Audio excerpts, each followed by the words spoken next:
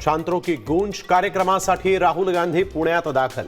संध्याकाळी 7:10 विद्यार्थ्यांशी साधणार संवाद। काँग्रेसकडून जोरदार तयारी। राहुल गांधींच्या कार्यक्रमात पैशांची उधळपट्टी। 3-3.5 हजार लोकांना 35-35 हजार रुपये दिले। भाजपचा आरोप, तर भाजपचे आरोप खोटे असल्याचा काँग्रेसचा पलटवार।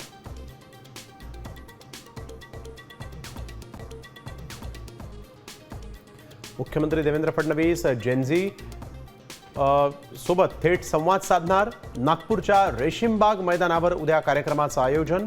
तरुण आणि विद्यार्थ्यांचे प्रश्न आणि अपेक्षा मुख्यमंत्री जाणून घेणार।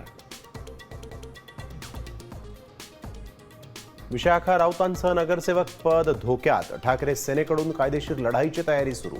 उद्धव ठाकरेंची आमदार अनिल परबांसोबत चर्चा। सूत्रांची माहिती। मुंबईतील मैदान आणि मोकळ्या जागा वाचवण्यासाठी हातात तिरंगा घेऊन एकत्र या।